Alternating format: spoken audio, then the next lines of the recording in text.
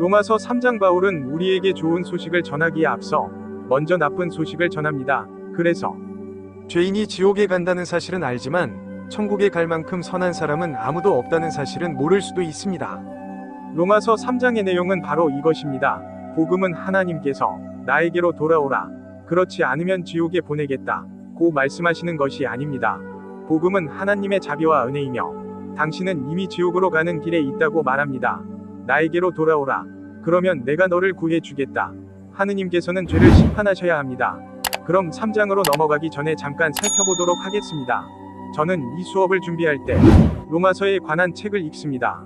로마서를 바르게 나누는 법, 학습 안내서, 로마서 예수 그리스도께서 모든 일을 하시고 우리를 위해 못을 박으신 간결한 해설서, 그리고 저는 성경도 읽습니다. 저는 스코필드 스터디 바이블 3권을 사용했고 C.R. 스탐의 로마서 주석을 읽었고 리처드 조던이 진행하는 그레이 스쿨 바이블 영상도 시청했습니다. 그럼 3장으로 들어가기 전에 잠깐 살펴보도록 하겠습니다. 사도 바울이 그의 13통의 서신에서 항상 그리스도의 몸에 편지를 썼다는 것을 어떻게 알 수 있습니까? 그는 목회 사역에 관한 9개의 교회 서신과 4개의 개인에게 보낸 편지를 썼습니다. 그래서 우리는 그것을 목회 서신이라고 부릅니다. 여기서는 1장을 검토해 보겠습니다. 폴, 그의 모든 편지에서 항상 첫 단어가 바로 그거예요. 예수 그리스도의 종으로서 사도로 부르심을 받고 하나님의 복음을 위하여 구별됨. 그러므로 하나님의 복음은 실제로 우리 주 예수 그리스도의 죽음과 장사, 부활입니다.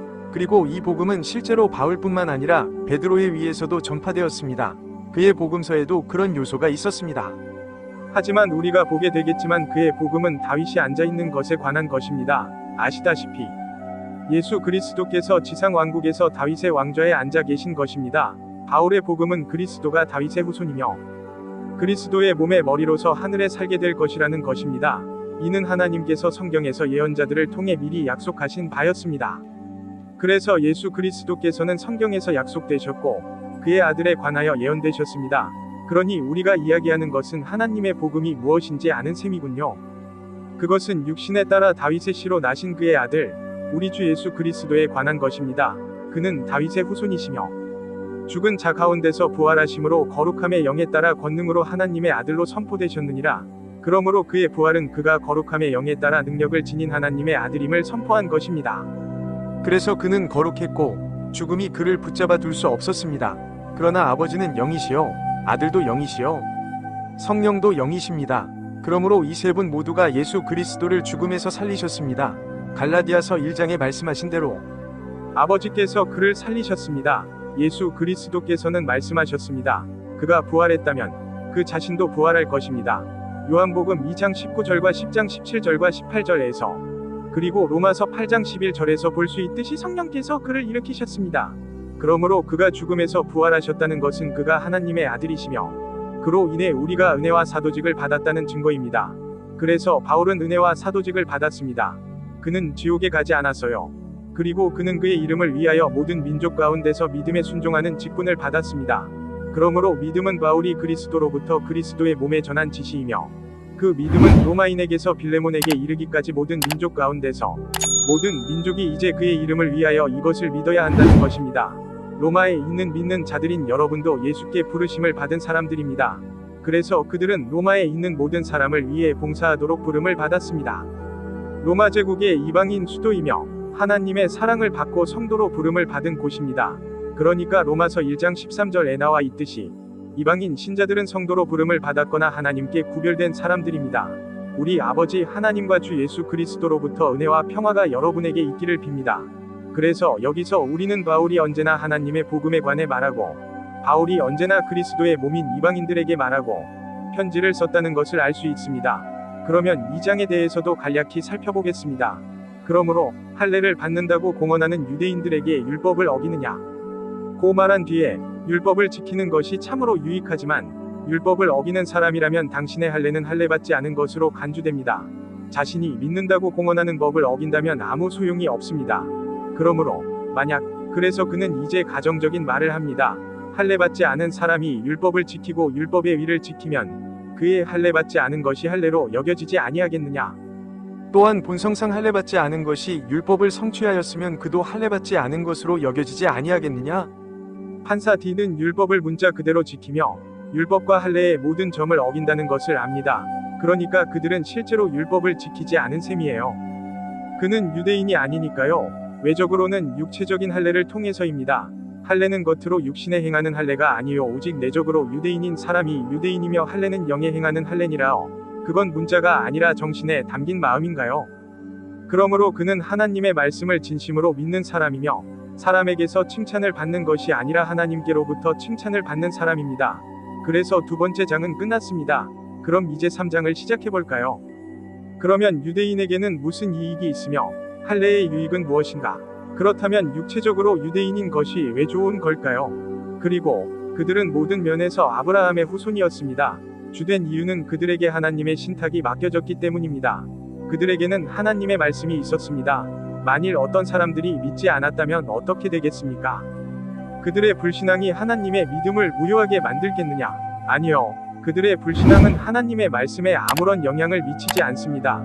하나님은 신실하셔서 인류의 죄를 대신하여 갚으시기 위해 자신의 아들을 보내셨습니다. 하느님께서 금하시든 아니든 야이. 하느님께서 진실하시다고 하자 하지만 모든 사람은 거짓말쟁이입니다. 말씀에 기록된 바와 같이 네가 말씀하실 때에 위롭다 함을 얻고 심판 받으실 때에 이기시리라.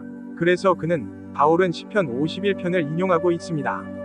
그는 이렇게 하여 하나님이 위로우심을 보여 그의 위로움을 믿는 자에게 돌리려 합니다.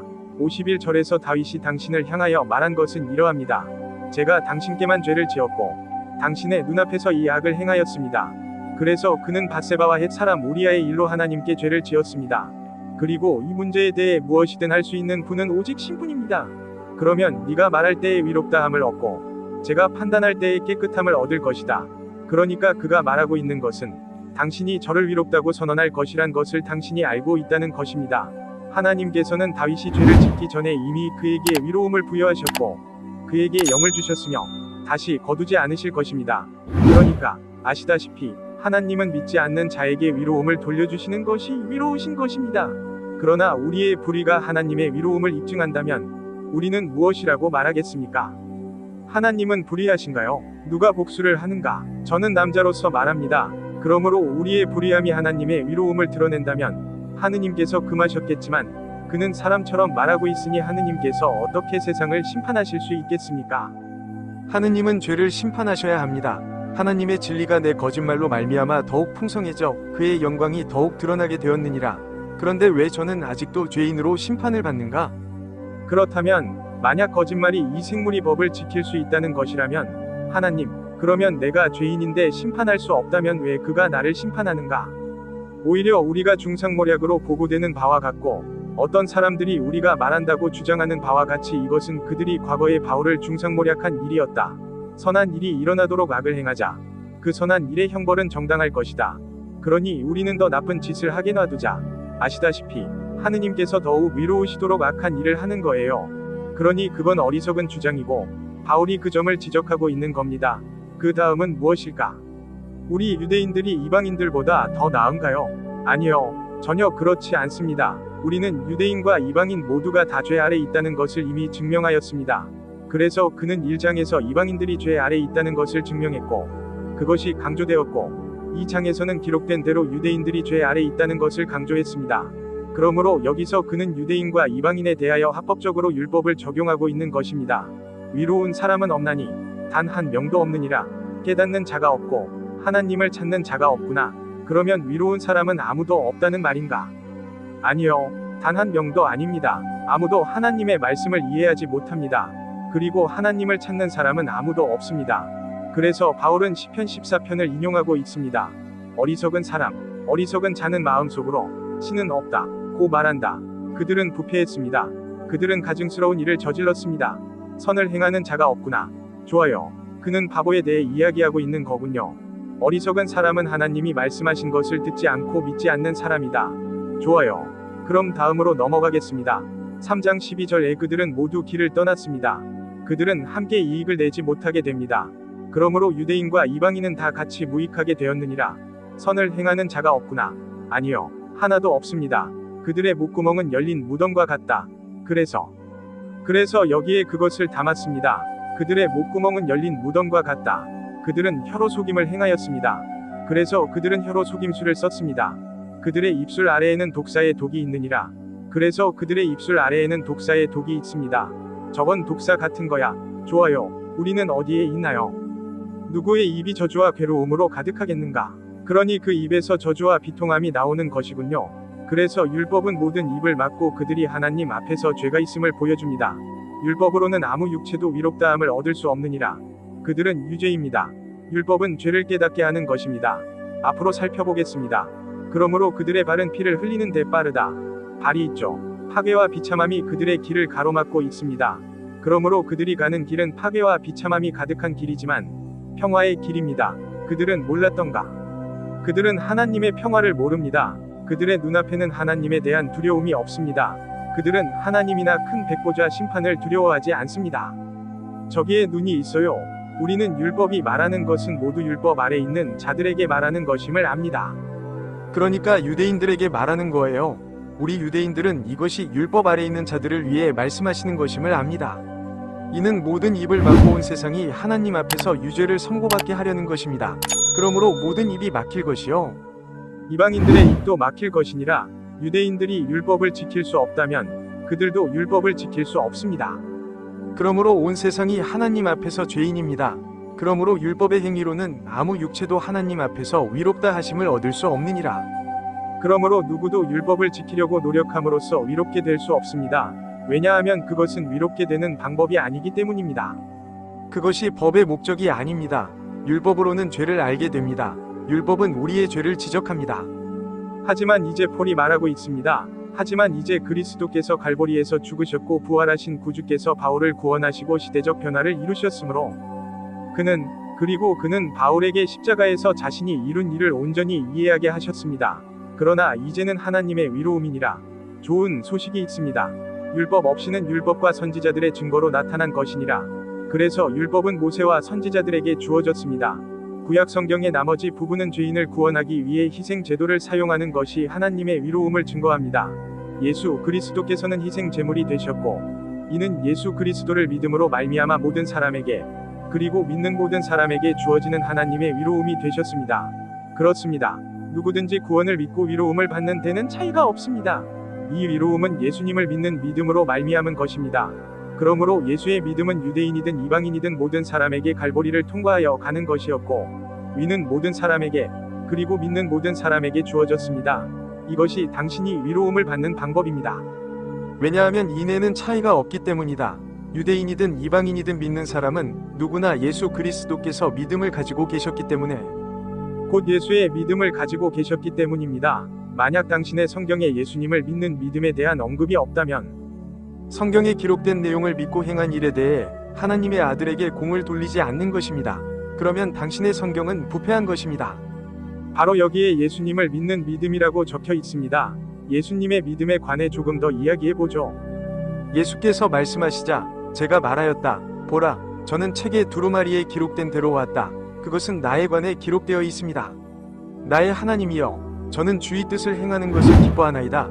그렇습니다. 당신의 법은 제 마음속에 있습니다.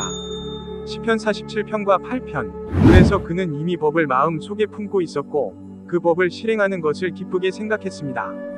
그는 법을 완벽하게 지킨 유일한 사람이었습니다.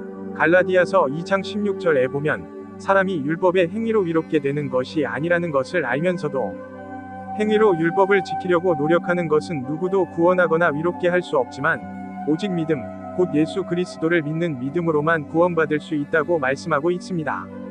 우리를 구원하는 것은 예수 그리스도의 믿음입니다.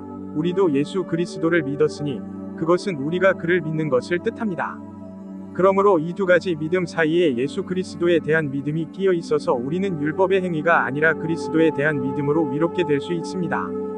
율법의 행위로는 아무 육체도 위롭다 하심을 얻을 수 없느니라. 갈라디아서 2장 16절은 로마서에서 말하고 있는 내용을 작은 연필 그림으로 표현한 것입니다. 그리고 그들은 조화를 이룹니다. 모든 사람이 죄를 지었으므로 하나님의 영광에 이르지 못하였느니라. 그러므로 모든 사람이 다 하나님의 위에 도달할 수는 없습니다. 그들은 기대에 미치지 못했습니다. 그리스도 예수 안에 있는 구속을 통하여 하나님의 은혜로 값없이 위롭다 하심을 얻었느니라. 그래서 하나님께서 그의 아들의 위를 믿는 자에게 돌리시는 것은 오로지 하나님의 은혜에 의한 것입니다. 자유로이. 그래서 그는 우리를 노예 시장에서 구원해냈습니다. 이 세상의 신, 공중 권세의 왕자의 노예가 되는 것입니다. 그는 우리를 다시 사들였습니다. 그럼 우리는 더 이상 그의 지배를 받지 않는군요. 우리는 그리스도 안에서 자유롭습니다. 우리는 위로움을 받았습니다.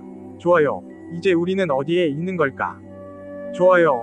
아무것도 건너뛰고 싶지 않아요. 모든 사람이 죄를 지어 하나님의 영광에 이르지 못하였으되 그리스도 예수 안에 있는 구속을 통하여 하나님의 은혜로 값없이 위롭다 하심을 얻었느니라. 하나님께서는 예수를 화목 제물로 세우시고 그의 피로 말미암아 믿음으로 말미암아 온전히 만족스러운 제사로 삼으셨느니라. 하나님 아버지는 예수 그리스도의 피를 믿으셨고 그분께서 갈보리에서 이 일을 이루셔서 우리가 그분의 위를 받을 수 있게 하실 것이라고 믿으셨습니다. 그래서 아브라함의 품에 있던 사람들은 약 2000년 동안 그곳에 머물렀던 것입니다. 좋아요. 하나님의 관용을 통해 과거의 죄가 사해지게 하려 함입니다. 그러므로 하나님은 아브라함을 멸망시키지 않으셨습니다. 에녹, 아담, 다윗, 지옥의 낙원 쪽에 있었던 모든 사람들 말입니다. 고통받는 쪽이 아니라 낙원 쪽이에요. 그들은 그리스도께서 갈보리에서 십자가를 이루실 때까지 그곳에 머물러 있다가 그 후에 하늘로 올라갔습니다. 고린도후서 12장 4절과 히브리서 12장 23절에 기록된 대로 낙원은 지금 그곳에 있습니다. 그곳은 그 사람들의 영혼이 있는 곳입니다. 그래서 아버지는 아들의 피를 믿었고 아들이 자신을 희생할 것이라고 믿었습니다. 그래서 그는 그것을 삼가했다. 그것들을 없애버려라. 제가 말하노니 이것이 바로 이때의 바울이요. 그의 위로움이라. 그가 위롭게 되고 예수를 믿는 자를 위롭다 하시는 이가 되게 하려는 것이니라. 그러므로 바울은 은혜의 경륜에서 이 시대의 자신의 위로움, 곧 예수 그리스도의 위로움을 선포합니다. 그리하여 아버지께서 위로우시고 예수를 믿는 자를 위롭다고 선언하시며 위롭다고 하실 수 있게 하려는 것입니다. 그러므로 복음을 믿는 자들은 위로움을 받고 위롭다고 선언받을 것입니다.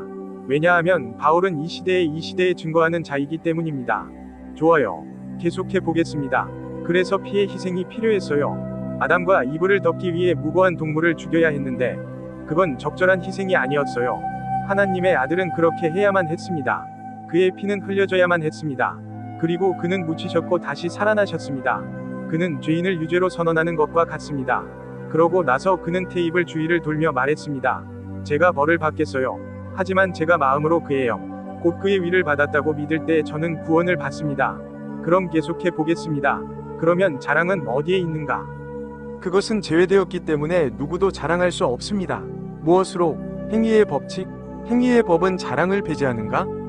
우리는 구원을 얻기 위해 노력하는가? 아니, 폴은 자신의 질문에 스스로 답합니다. 그러나 믿음의 법에 의해서 우리는 믿는 것 외에는 아무것도 하지 않았습니다. 그러므로 우리는 사람이 율법의 행위 없이 믿음으로 위롭게 된다는 결론을 내립니다. 그러므로 모든 사람은 율법을 지켜 위롭게 되려고 노력하지 않고도 믿음으로 위롭게 됩니다. 그는 유대인의 신만인가요? 그는 이방인에 속하지 아니한가? 그는 다시 자신의 질문에 답한다. 그렇습니다. 이방인들도 하나님을 한 분으로 여깁니다. 그러므로 할례를 정당화할 한 분의 주님, 한 분의 갈보리에서의 한 번이 희생이 있었습니다. 과거의 유대인과 이방인은 믿음으로 구원을 얻었고 할례 받지 않은 자도 믿음으로 구원을 얻었으며 이 시대에는 천국에서 살게 될 유대인과 이방인이 구원을 얻습니다. 그러면 우리가 믿음으로 말미암아 율법을 무효화하는가? 하느님께서 금하셨을 텐데요. 그렇습니다. 우리는 법을 제정합니다. 그러면 법은 없는 건가요? 우리가 그것을 효력 없게 만들거나 무효화해야 하나요? 아니요. 우리는 법을 제정합니다. 그러므로 잃어버린 자들은 여전히 율법 아래 있습니다. 그들의 죄는 그들을 지옥으로 보냅니다. 이 시대의 신자들은 바울이 하늘에 있는 무리에게 내린 지시를 따라야 합니다. 그러니 그 기사에 대해 말씀드리죠. 어디에 있나요? 전치사가 있는 곳 어디에 있나요? 알았어요. 믿음을 통해서요. 이는 서로 다른 단어입니다. 이는 그리스어에게서 유래했고 는 그리스어 디아에서 유래했습니다. 하지만 그것들을 살펴보면 아시다시피 바울은 그것들을 서로 바꾸어 사용했고 그것들은 정말로 철저히 그리고 철저하게 사용되었습니다. 그러니까 여기서 변화를 만들고 싶다면 어떤 사람들은 에위에서는 과정이고 통과는 수단이라고 말합니다. 아시다시피 변화를 만들고 싶다면 변화를 만들 수 있어요. 하지만 제 생각의 신앙은 신앙입니다. 아시다시피 우리는 모든 경륜에서 믿음으로 구원을 받습니다. 좋아요. 그러므로 죄를 지은 믿는 자는 여러분을 지배할 수 없습니다. 여러분은 법 아래 있지 않고 은혜 아래 있기 때문입니다. 로마서 6장 14절에 나와 있습니다. 그러므로 믿는 자는 은혜 아래 있습니다. 그리고 로마서 8장에서 그는 말합니다. 그러므로 이제 그리스도 예수 안에 있는 자들에게는 결코 정죄함이 없느니라. 그러므로 율법은 그리스도 예수 안에 있는 자들을 정죄할 수 없습니다. 이 법은 위로운 사람을 위해 만들어진 것이 아닙니다. 베드로전서 1장 1절에 따르면 위로운 사람은 육신을 따라 행하지 않고 영을 따라 행합니다. 그리스도 예수 안에 있는 생명의 영의 법이 죄와 사망의 법으로부터 저를 자유롭게 하였음이니라. 구약 성서의 율법, 저는 그리스도 안에서 생명을 얻었기 때문에 그런 것에서 자유롭습니다. 저는 그의 위로움을 가지고 있다. 육신으로 말미암아 율법이 약하여 할 수 없었던 것을 내가 할 수 있도록 성령이 내게 있습니다. 우리는 죄 많은 육체를 가지고 있기 때문에 율법을 지킬 수 없었습니다. 하나님께서는 죄 많은 육신의 모습으로 자신의 아들을 보내셨습니다. 그래서 그는 왔습니다. 아시다시피 하나님의 아들은 육신을 입고 사람이 되셨습니다. 그리고 죄는 육신의 죄를 정죄하였습니다. 그래서 그는 갈보리에서 육신의 죄를 정죄하셨습니다. 그것은 율법의 위가 우리 안에서 이루어지게 하려는 것입니다. 우리는 육신을 따라 행하지 않고 영을 따라 행합니다.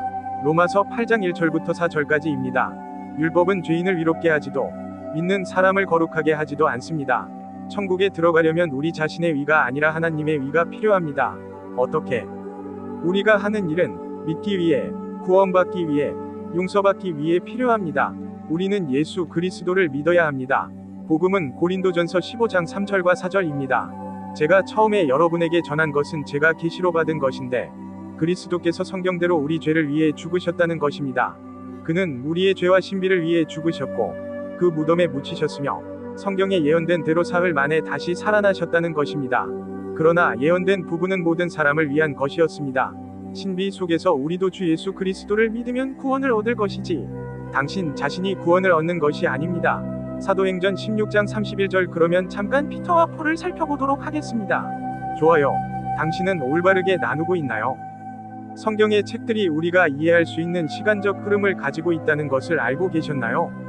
창세기부터 사도행전 9장까지는 예언이고 로마서부터 빌레몬서까지는 신비이고 히브리서부터 요한계시록까지는 다시 예언입니다. 그러니까 스데반이 돌에 맞아 죽은 곧 환난이 올 것이라는 예언 대신 예언이 중단되었습니다. 이 신비는 사도행전 9장에서 예수 그리스도께서 타르수스 사람 사울에게 나타나신 사건으로 인해 중단되었습니다. 바울은 휴거로 끝날 것이라고 말했습니다. 지금은 신이 계시죠. 우리는 지금 이 순간에 살고 있으며 하나님께서는 그리스도의 몸을 형성하고 계십니다. 은혜의 경륜 동안 유대인과 이방인 모두 구원을 받아 하늘에서 영원한 생명을 누릴 수 있습니다. 우리의 신비에 대한 지시는 로마서 2장에 나와 있습니다. 빌레몬서, 이방인의 시대는 그리스도께서 나귀를 타고 오셨을 때 중단되었습니다. 그리고 예언된 한 해가 있었습니다. 글쎄요, 이스라엘에게 베푸신 자비에 대하여. 글쎄요, 누가복음 13장 6절부터 9절까지 예언된 내용이에요. 하지만 이 예언된 부분은 로마서에서 빌레몬서에 이르기까지의 신비입니다. 그러므로 우리의 휴거 이후에는 이방인의 시대가 계속될 것입니다. 그리고 그리스도께서 두 번째 오실 때 다니엘 2장에서 느부갓네살에게 꿈을 설명해 주면서 말한 그 치명적 돌이 되실 것입니다. 그리고 하나님께서는 천년왕국을 세우실 것입니다. 그리고 그 후에 모든 잃어버린 자들이 심판받는 큰 흰 보좌가 옵니다. 그래서 방해가 생겼어요. 그러므로 우리는 신비와 예언을 양쪽으로 나누어야 합니다. 베드로와 바울은 같은 내용을 전파했나요? 베드로가 말했습니다. 형제 여러분, 저는 조상 다윗에 대하여 거리낌 없이 말씀드리겠습니다. 그는 죽어서 묻혔고 그의 무덤은 오늘날까지 우리 가운데 있습니다. 그러므로 그는 선지자였으므로 하나님께서 그에게 맹세하셨다는 것을 알았습니다. 그것은 육체에 따른 그의 허리의 열매에 대한 다윗의 언약입니다. 아시죠? 육체적 후손이요. 그는 그리스도를 일으켜 그의 왕좌에 앉히실 것입니다. 그래서 베드로는 그리스도께서 죽음에서 부활하셔서 이 왕국에서 다윗의 왕좌에 앉으셨다고 말하고 있습니다. 그러나 바울은 말했습니다. 다윗의 시에서 나온 예수 그리스도께서 제가 전한 복음대로 죽은 자 가운데서 살아나셨음을 기억하십시오.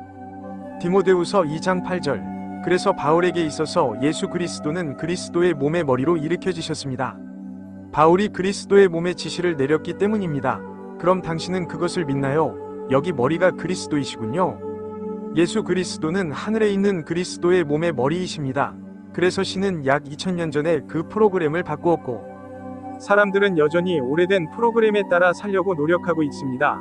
우리의 지시는 마태, 마가, 누가, 요한이 아닙니다. 우리의 지시는 사도행전 2장이 아니라 사도행전 9장에서 바울로부터 시작되었습니다.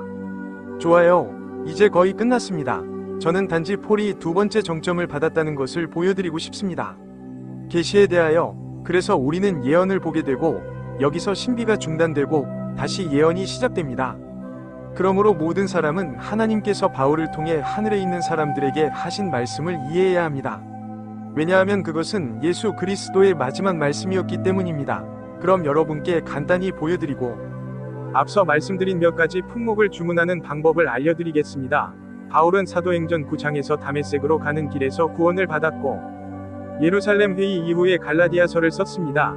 예루살렘 회의에서 베드로의 그룹은 따로 분리되어 예루살렘 회의가 중단되었고 유일하게 유효한 복음은 바울의 복음이었고 예루살렘 회의는 사도행전 15장과 갈라디아서 2장에 설명되어 있습니다.